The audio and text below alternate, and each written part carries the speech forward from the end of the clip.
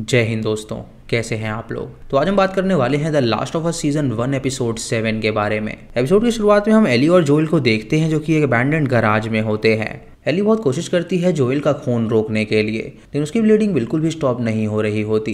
Joel Eli से कहता है कि वो उसे इसी हालत में छोड़ दे और यहाँ से चली जाए और सीधा टॉमी के पास जाए ताकि वो उसकी मदद कर सके। उसकी बात मान के एली अपना जैकेट पहनती है और वहाँ से जाने लगती है। और तभी हमें फ्लैशबैक का सीन दिखाया जाता है जहाँ बोस्टन क्वारंटीन जोन में एली मौजूद थी और वो रनिंग कर रही थी अपना कैसेट प्लेयर में गाने सुन के। तभी पर्ल नाम की एक लड़की उसे छेड़ती है और उसका कैसेट प्लेयर छीन लेती है। तभी बेथनी नाम की एक लड़की उसके हेडफोन उससे छीन लेती है, जिससे उसे गुस्सा आता है और वो दोनों फाइट करने लगती हैं। इस हरकत की वजह से कैप्टन वॉग एली को अपने ऑफिस में बुलाता है और उससे कहता है कि उसने जो भी किया है वो बहुत ही गलत काम किया। उसने लड़की को बुरी तरह पीटा है जिसकी वजह से उसके 15 टाके आए हैं। ये सुनकर एली उससे कहती है कि वो उसे अंधेरे में डाल दे ताकि उसे सजा मिल सके। तो कॉन्ग उससे कहता है कि अब वो ये सब काम नहीं करने वाले, वो कुछ और उसे बताएगा और वो उसे एक ट्रूथ बताने वाला है। वो उससे कहता है कि एली बहुत ज़्यादा स्ट्रांग है और वो उसे 2 ऑप्शंस देता है। पहला ऑप्शन कि वो ऐसे ही मिसबिहेव करे और वो एक बुरी इंसान बन जाए, और दूसरा ऑप्शन कि वो मेहनत करे ताकि उसे पुलिस की नौकरी मिल सके। एली उससे कहती है कि वो ऑब्वियसली फेडरा की एजेंट बनना चाहती है, इसीलिए उसकी बात मान लेती है और उसके बाद अपने रूम में चली जाती है। उसने जो रास्ता चुना होता है उसके अंदर बहुत ज्यादा बेनिफिट्स होते हैं, जैसे उसे कमरा मिलता है रहने के लिए और खाने और पैसों की कोई भी कमी नहीं होती। जब एली रात को अपने रूम में बुक पढ़ रही होती है तो वो अपने साइड में एक एम्प्टी बेड को देखती है जिसमें उसकी दोस्त सोया करती थी। कुछ देर बाद एली के रूम में कोई आता है और उसे लगता है कि शायद बेथनी वहां पे है जो कि उससे बदला लेने आई है, इसीलिए वो अपनी गन निकालती है और उस पर वार करने के लिए जाती है। लेकिन तभी वो बंदी उसके मुंह पे हाथ रख देती है और उससे कहती है कि वो बिल्कुल ना चिल्लाए। एली देखती है कि वो उसकी दोस्त राइली है जो कि उसकी रूममेट हुआ करती थी और उसे देखकर वो बहुत ज्यादा खुश हो जाती है कि वो बहुत दिनों बाद वहां पर आई थी। एली उससे कहती है कि उसे लगा था कि वो मर गई होगी, लेकिन राइली उससे कहती है कि वो बिल्कुल ठीक है और वो यहाँ से भाग गई थी। राइली उसे ये भी बताती है कि उसने फायरफ्लाइज ज्वाइन कर लिया है, लेकिन एली उसकी बात पे यकीन नहीं करती। तो राइली उसे अपनी गन दिखाती है। एली उससे पूछती है कि आखिर वो इतने दिनों बाद यहाँ पर क्यों आई है। तो राइली उससे कहती है कि वो उसे अपने साथ लेने आई है क्योंकि आज रात वो उसके लिए बेस्ट रात बनाने वाली है। एली पहले तो उसको मना करती है उसके साथ चलने के लिए, लेकिन कुछ देर बाद वो मान जाती है और उसके साथ जाने के लिए राजी हो जाती है। राइली उससे कहती है कि जहाँ वो जा रही है वो एक सीक्रेट प्लेस है और उसे उस पर ट्रस्ट करना होगा क्योंकि वो उसके साथ कुछ भी गलत नहीं करेगी। एली उसकी बात मान लेती है और उसके साथ फिर विंडो से नीचे कूद जाती है और उस वक्त रात के 2 बज रहे होते हैं और वो दोनों वहां से भाग निकलती हैं। उसके बाद वो एक बिल्डिंग के 7वें फ्लोर पर जाते हैं जहाँ पे उन दोनों को एक डेड बॉडी नजर आती है और वो देखकर हैरान हो जाते हैं। राइली उससे कहती है कि ये बॉडी यहाँ पे कल नहीं थी और उन्हें उस बॉडी के साइड में एक वाइन की बोतल भी मिलती है और उन्हें लगता है कि शायद ज्यादा पीने की वजह से आदमी मारा गया होगा। एली उस बोतल को ले लेती है और तभी वो आदमी फ्लोर के नीचे गिर जाता है क्योंकि उस फ्लोर की रूफ सड़ चुकी थी, इसीलिए वो उसका भार नहीं सह पाई थी। उसके बाद वो उस आदमी की बोतल से उसकी ड्रिंक पीते हैं और एली राइली से पूछती है कि क्या ये पहली बार उसने किसी डेड बॉडी को देखा है। तो राइली उससे कहती है कि नहीं, सबसे पहले उसने अपने पेरेंट्स की डेड बॉडी को देखा था। एली फिर उससे कहती है कि क्या वो उसकी गन पकड़ सकती है। तो राइली उससे कहती है कि फायरफ्लाइज का रूल है कि वो अपनी गन किसी को नहीं दे सकते, लेकिन वो उसकी बेस्ट फ्रेंड है तो वो उसको ये गन दे सकती है। एली जब उस गन को उठाती है तो देखती है कि वो बहुत ज्यादा भारी है। तो राइली उससे कहती है कि ये फुली लोडेड है। उसके बाद एली उससे पूछती है कि आखिर उसे क्या हो गया है, क्या उसने किसी फायरफ्लाई बंदे को डेट करना शुरू किया है जिससे वो टेररिस्ट ग्रुप में शामिल हो गई। राइली उससे कहती है कि फायरफ्लाई कोई टेररिस्ट ग्रुप नहीं है, वो लोगों की मदद करते हैं क्योंकि फेडरा से वो नहीं हो पाता। उसे बताती है कि एक 40-50 साल की औरत उसके पास आई थी और वो उसके स्किल से बहुत ज़्यादा इम्प्रेस हुई थी। उसके बाद उसने अपने नेगेटिव ओपिनियन फेडरा को लेकर उसे बताया और उसे कहा कि वो फायरफ्लाई है तो वो उसके साथ शामिल हो जाए, इसीलिए उसने फैसला किया उसका साथ देने के लिए। उसके बाद राइली उसे नीचे ले जाती है और वहाँ पे लाइट ऑन करती है और एली उन लाइट्स को देखकर बहुत ज़्यादा खुश हो जाती है कि वो दोनों अबैंडन्ड मॉल में आ गए थे और वहाँ पे कई सारे गेम्स थे। एली उससे कहती है कि उसने इस मॉल को कैसे डिस्कवर किया। तो राइली उसे बताती है कि ये फेडरा की नज़र से बचा हुआ है क्योंकि उन्हें लगता है कि इसके अंदर बहुत सारे इन्फेक्टेड लोग रहते हैं, लेकिन जब वो यहाँ पर आई तो उसने देखा कि ये पूरा खाली है, इसीलिए वो लोग यहाँ पे आज रात रुक सकते हैं और खूब इंजॉय कर सकते हैं। उसके बाद वो दोनों वहाँ पे कई सारी गेम्स खेलते हैं और झूला भी झूलते हैं जिससे उन दोनों को बहुत ज़्यादा मज़ा आता है। एली एस्केलेटर को जब पहली बार देखती है तो उसे बहुत ही ज़्यादा खुशी होती है और वो उससे कहती है कि ये कितना बढ़िया चीज़ था जिससे इंसान आराम से नीचे और ऊपर जा सकते थे।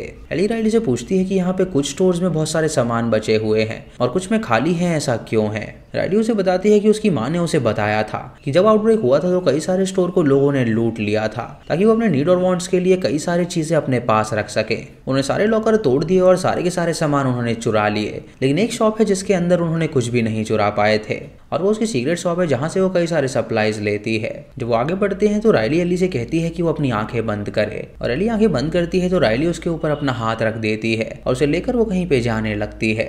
जब राइली अपना हाथ हटाती है तो वो एली से कहती है कि वो अपनी आंखें खोले और जब वो अपनी आंख खोलती है तो अपने सामने वो एक झूले को पाती है। राइली उस झूले को ऑन कर देती है और वो दोनों उस पर बैठ के एंजॉय करने लगते हैं। तभी राइली देखती है कि एली उसको बहुत ही प्यार से देख रही है और वो दोनों इस बात पे हंसने लगती हैं और एक दूसरे के साथ अल्कोहल शेयर करती हैं। तभी वो झूला अचानक से स्टॉप हो जाता है और एली राइली से पूछती है कि आखिर ऐसा क्यों हुआ। राइली उसे बताती है कि यहाँ पे कभी कभार पावर चली हुई जाती है। एली राइली से कहती है कि वो उसके साथ चले, वापस से उसकी रूममेट बने और वो दोनों हमेशा खुश रहेंगी। राइली उससे कहती है कि वो 17 साल की होने वाली है और वो अपना डिसीजन खुद ले सकती है और उसने फायरफ्लाई अब ज्वाइन कर लिया है और उसे छोड़कर वो कहीं पे नहीं जा सकती। उसके बाद राइली उससे कहती है कि उन्हें अब यहाँ से चलना चाहिए, तो यहाँ पे और भी चीजें हैं जिनके बारे में वो उसे बताना चाहती है। वो उसे लेकर एक फोन बूथ में जाती है जहाँ पे वो सिक्के डालती है और वो तीनों बहुत ही अच्छी अच्छी फोटोज लेती हैं। जो फोटोज को देखती हैं तो उन्हें बहुत ज्यादा आनंद आता है। उसके बाद जब वो अगली चीज ट्राई करने के लिए जा रही होती है तो राइली एली से एक बात बताती है। वो उसे कहती है कि वो उसे गेम्स वाले सेक्शन में ले जाने जा रही है जहाँ पे वो ढेर सारी गेम्स खेलेंगे और उन्हें बहुत मजा आएगा। जब वो दोनों वहाँ पहुंचती हैं तो देखती हैं कि वहाँ पे सिक्का ही नहीं है, तो राइली एक मशीन को तोड़ के उसके अंदर से सारे सिक्के निकाल देती है और उसके बाद वो दोनों वहाँ पे मॉर्टल कॉम्बैट गेम खेलने लगते हैं। जब वो दोनों खेल रही होती हैं तो वहीं पे एक इन्फेक्टेड बंदा होता है जो कि उनकी आवाज़ सुन लेता है और वो उठ जाता है और हमें पता चलता है कि वो बहुत दिनों से सो रहा था।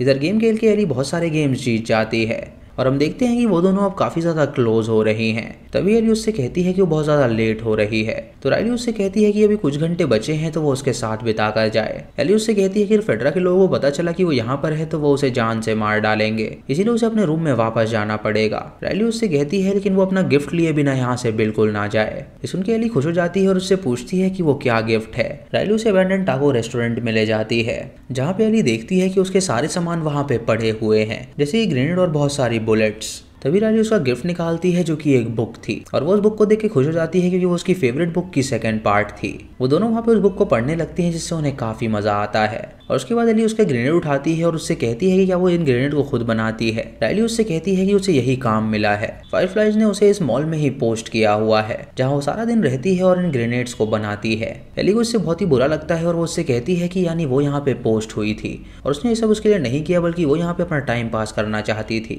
ये सुन के राइली उसके पास जाती है और उससे कहती है कि वो बिल्कुल ना जाए, लेकिन एली उसकी बात नहीं मानती और वहाँ से जाने लगती है। तभी एली को एहसास होता है कि उसने अपनी दोस्त के साथ बहुत ही गलत किया, इसीलिए वो वापस आती है और उससे माफ़ी मांगती है। एली उससे कहती है कि वो हमेशा उसकी ज़िंदगी में आके चली क्यों जाती है।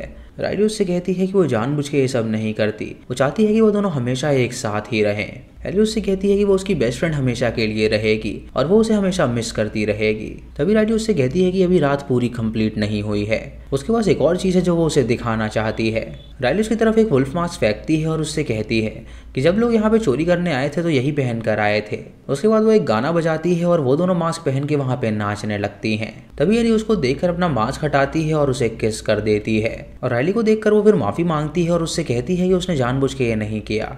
राइली उससे कहती है कि उसने जो भी किया उसे बहुत ही मज़ा आया और वो भी इस बात को कई दिनों से छुपाई हुई है। वो उसे पसंद करती है और इसीलिए वो उसे छोड़ना नहीं चाहती। एली उससे पूछती है कि अब आगे वो क्या करेंगे, तो राइली उससे कहती है कि वो चिंता ना करे, कोई ना कोई रास्ता ज़रूर निकल के आएगा। तभी वहाँ पे वो इन्फेक्टेड बंदा आ जाता है जो कि उन पर अटैक कर देता है और राइली अपनी गन निकाल के उसे शूट करती है लेकिन उसे कोई भी असर नहीं होता।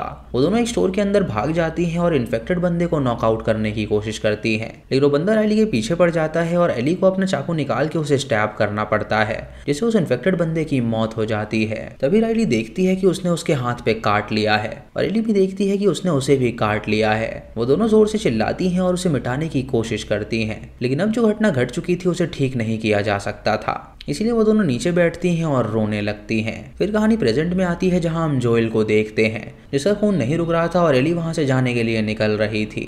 तभी एली नीचे आती है और डेस्परेटली वहाँ पे सामान ढूंढने लगती है ताकि वो जोएल की मदद कर सके खून रोकने में। फिर कहानी हमें पास्ट की दिखाई जाती है जहाँ एली मॉल का सामान तोड़ने लगती है क्योंकि उसे बहुत ही ज्यादा गुस्सा आ रहा था कि उसका प्यार उसे अभी मिला था और वो उसे छोड़ के जा रहा था। राइली उसे संभालती है और उससे कहती है कि अब वो लोग कुछ भी नहीं कर सकते। वो दोनों प्लान करती है कि जब तक वो दोनों इन्फेक्टेड नहीं हो जाती वो दोनों साथ रहेंगी और ट्रैवल करती रहेंगी। और उसके कुछ महीनों बाद शायद राइली इन्फेक्टेड हो गई थी, जिसके बाद एली इन्फेक्टेड नहीं हुई और फेडरा को पता चला कि वो इम्यून है, इसीलिए उन्होंने फैसला किया उसके ब्लड से क्योर बनाने का।